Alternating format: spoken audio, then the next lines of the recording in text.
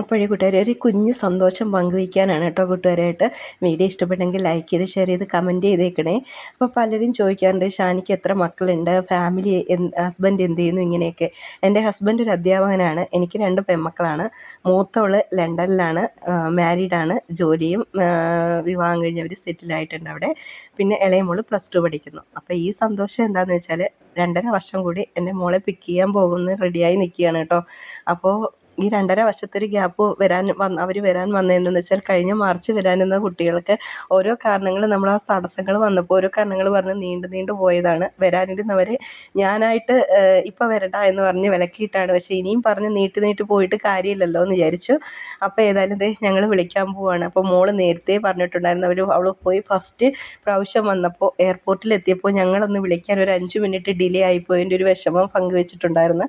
അതുകൊണ്ട് ഈ പ്രാവശ്യം അമ്മയും പപ്പയും ഡിലേ ആവല്ലേ എന്ന് നേരത്തെ പറഞ്ഞത് പ്രകാരം ഞങ്ങൾ കുറച്ച് നേരത്തെ ഇറങ്ങണമെന്നൊക്കെ വിചാരിച്ചു. സംഭവം എന്താണെന്ന് വെച്ചാൽ 8 മണിക്ക് ഫ്ലൈറ്റ് ലാൻഡ് ചെയ്യും. പക്ഷേ അതുകൊണ്ട് ഞങ്ങൾ വിചാരിച്ച് കുറച്ച് വീട്ടു സാധനങ്ങളൊക്കെ മേടിക്കാനുണ്ട്. 5 മണിക്ക് ഇറങ്ങി ലുലുവിൽ കയറി സാധനങ്ങളൊക്കെ മേടിച്ച് പോകാമെന്നൊക്കെ കരുതി കേട്ടോ.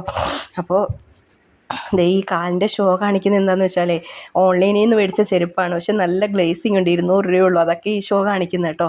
അപ്പം അങ്ങനെ ലുലുവിൽ 5 മണിയാകുമ്പോഴേ ലുലുവിലെത്തി കുറച്ച് സാധനങ്ങളൊക്കെ മേടിച്ച് കറക്റ്റ് ഒരു 7:30 ആകുമ്പോഴത്തേക്ക് എയർപോർട്ടിൽ എത്തണമെന്നൊക്കെ വിചാരിച്ചതാണ്. പക്ഷേ നമ്മുടെ വിചാരമല്ലല്ലോ ദൈവത്തിൻ്റെ വിചാരം. അപ്പോൾ എന്തുമായാലും ശരി തന്നെ കുറച്ച് ഡിലേ ഞങ്ങൾ ലുലുവിൽ കേരളം കട്ട് ചെയ്തു. കാരണം സമയം അതിക്രമിച്ചു പോയി.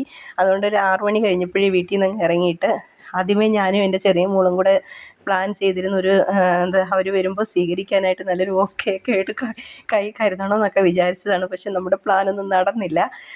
കാരണം സമയം അച്ചാച്ചനെ ഒത്തു കിട്ടിയില്ല. അച്ചാച്ചൻ ഓരോ തിരക്കുകളായിട്ട് ഓടിയത് കൊണ്ട് തന്നെ ഒന്നിനും പുള്ളി ഒത്തു കിട്ടാഞ്ഞതുകൊണ്ട് നമുക്കിത് വാങ്ങാൻ പറ്റിയില്ല. പക്ഷേ എന്തെങ്കിലും ഒരു ചെറിയ പൂവെങ്കിലും കൊടുക്കണമല്ലോ എന്ന് കരുതിയിട്ട് ഞങ്ങൾ ഏതായാലും ഒരു 6 മണിയായപ്പോഴത്തേക്കും ഞങ്ങൾ വീട്ടിൽ നിന്ന് ഇറങ്ങിയിട്ടുണ്ട് കേട്ടോ.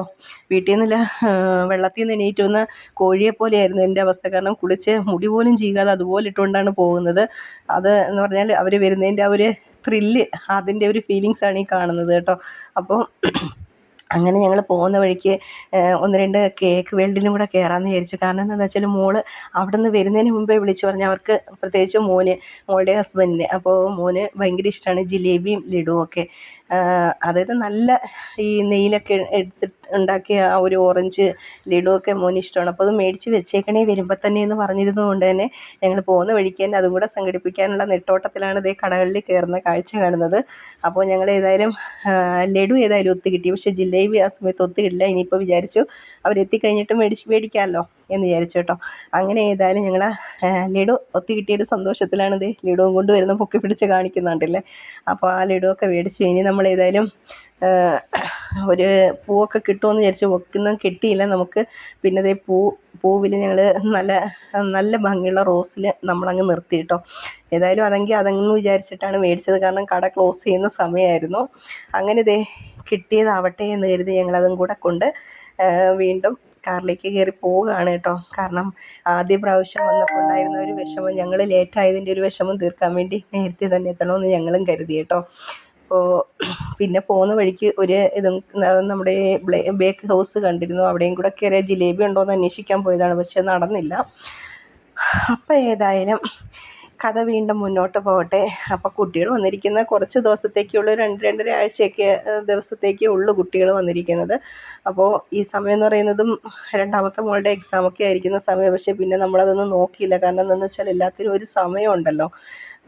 അതുകൊണ്ട് ആ സമയത്തെല്ലാം കറക്റ്റ് നടക്കട്ടെ എന്ന് തന്നെ അങ്ങ് കരുതി. ബാക്കിയെല്ലാം ദൈവം നോക്കിക്കൊള്ളുമല്ലോ. അപ്പം അങ്ങനെ നമ്മൾ എയർപോർട്ടിലെത്തിയിട്ടോ.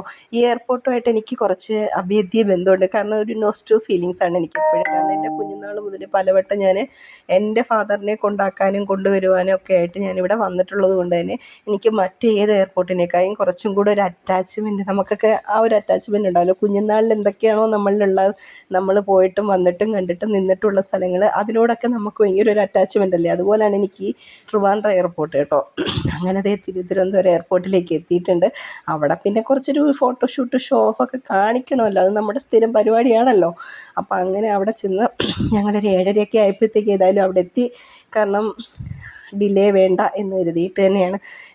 കൊച്ചുങ്ങൾ വന്നിറങ്ങുമ്പോഴേ അവർക്കൊരു സന്തോഷമല്ലേ നമ്മളെ കാണാൻ. അങ്ങനെ ഞങ്ങൾ വെയിറ്റ് ചെയ്ത് അവസാനം അബുദാബിയിൽ നിന്ന് വന്ന് ഫ്ലൈറ്റ് എത്തിയിട്ടുണ്ട് കേട്ടോ. അത് കണ്ടപ്പോൾ ഒരു ആശ്വാസമായി. കാരണം എന്ന് പറഞ്ഞാൽ കുട്ടികൾ 5 മണിക്കൂറാണ് അബുദാബിയിൽ അടുത്ത ഫ്ലൈറ്റിനായിട്ട് വെയിറ്റ് ചെയ്തത്. അബുദാബിയിൽ ഇറങ്ങിയിട്ട് അവർ വന്നത്.